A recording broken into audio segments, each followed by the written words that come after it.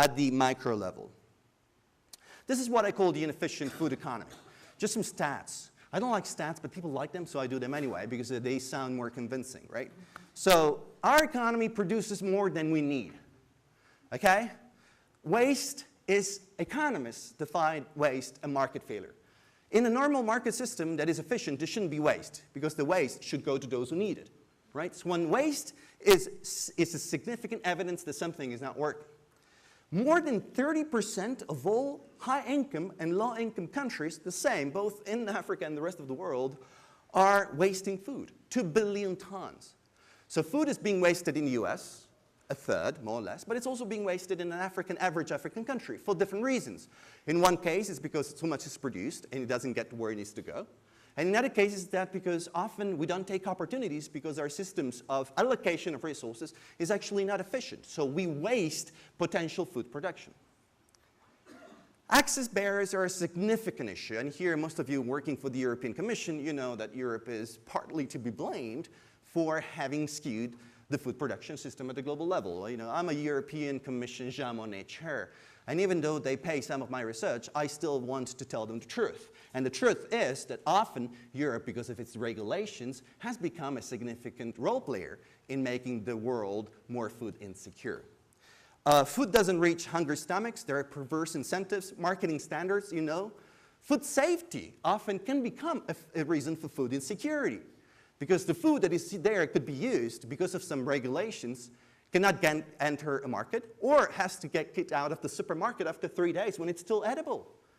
So you see, the system is very complicated, and it's not just a linear process. So there are many different factors that have an impact. Endemic malnutrition. This is really, really scary. Even though we have improved the way in which we produce and control the food system, a few weeks ago, we had a lecture by Professor Fresco from the Netherlands that told us the same story. 2.3 billion people in the world are malnourished. 1.4 billion are overweight, heavily overweight, some of them, and 900 million are undernourished. Both of them are malnourished. In the past, it was just a division between those who had enough to eat and those who didn't. Nowadays, we have more or less the same figures, but most of those who have too much to eat are just as malnourished as those who don't eat enough. 33% of the global population is still suffering from malnutrition, okay? Centralized forms of production increase environmental costs and energy costs. This is something we never want to face. You know, we go from a climate change debate to another one on food sovereignty, and we never connect the dots.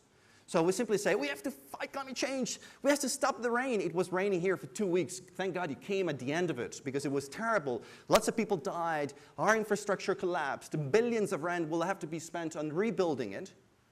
And then, next thing, you go to another meeting. Let's trade with everybody. Let's send our oranges to Japan to be washed, and then can go to Brazil to be cleaned, and then they go to Norway to be sold, and what is left goes to Egypt to be, you know, like to be reused as orange juice. so the same people, you know, like wearing different hats, not connecting the dots between the same things, that perhaps if we want to fight climate change, we may rethink the supply chain globally of the system. And it's interesting, do you know the salmon, the fresh salmon you find in South Africa? It's 3 months old already. It's fresh. It's old, but according to regulation, you can consider it fresh, even though it's been around for 3 months already, because it needs to be fished in Norway, has to go to Japan to be cleaned, then it goes back to Norway to be packaged, and then it gets frozen and sent all over the world. So it's not fresh. It's not the catch of the day, to put it very simply.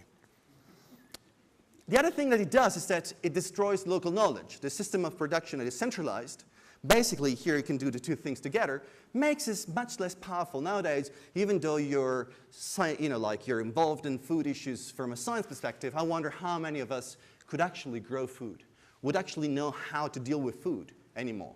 We're simply dependent on those who bring food to our table. Without those supply chains, we're done. And every time oil goes up and things become more expensive, you feel it. You feel that there is no food around. And maybe not as significant in Europe. It's a small continent, but it's very significant here. Okay. So, and at the same time, this makes the whole society very vulnerable when there are shocks. I mean, if schools break down, you go to the park. If, the transport system doesn't work, you may stay at home and watch TV. If the TV doesn't work, you switch it off and you go outside. But if food system doesn't work, you don't eat. And that is a problem. So we're trying somehow to preserve what I call this inefficient food economy. Okay, so the first attempt to do so is to say, well, technology must fix it. Don't worry. It's true, there is a lot of waste, there is a lot of overproduction, there is a lot of contamination and so on and so forth, but technology will save it. First of all, by using pesticides better. Make sure everybody is using pesticides properly so you can increase overall production. That's the first reaction. More money to be made, and that's a way of strengthening the idea that the centralized system is simply doing fine. It just needs to be fixed here and there. Another one, of course, is to say, no, we need to shift to genetically modified organisms. I have no specific take on it, but there is a big significant debate on whether this is good or not for personal health, let alone for sustainable production.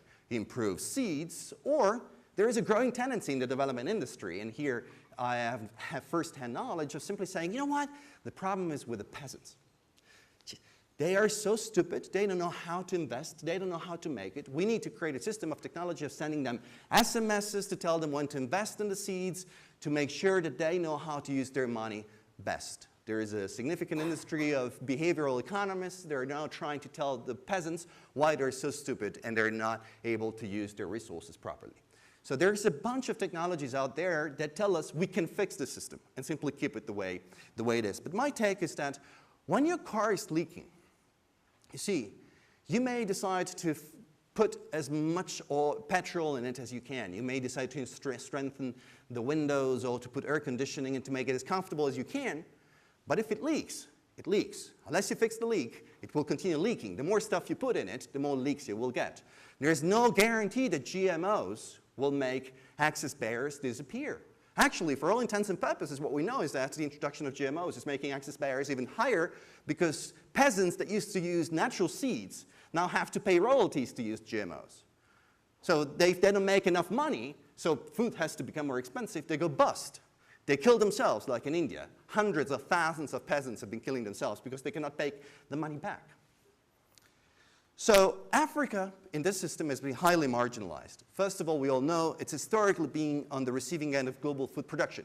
We are food insecure. We have to ask for help every time we need food, despite plenty of arable land.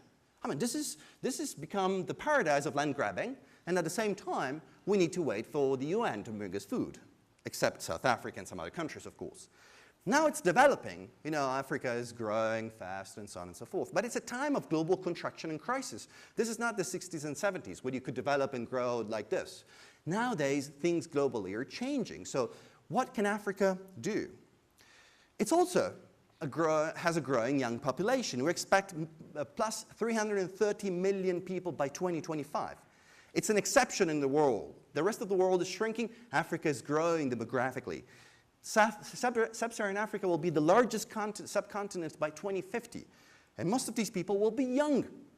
Okay, so what do you do in a system that is highly centralized when you have to produce food? It's highly centralized when you have to produce everything, when you have a lot of people that want a job, want to work.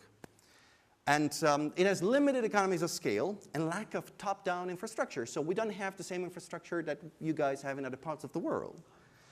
It's largely rural. So we have 65% of the people living in rural areas. And it's a global leader in biodiversity. That's the other thing important to remember, which poses limitations to commercial land use.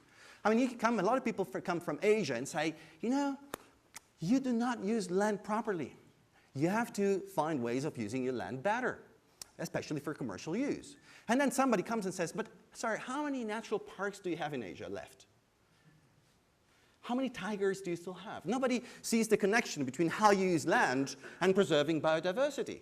I mean, Asia decided to go the commercial top-down usage of land and destroyed biodiversity. Go find a tiger in Asia. We're introducing tigers in Africa to save them because the Chinese and the Indians are not interested in tigers anymore.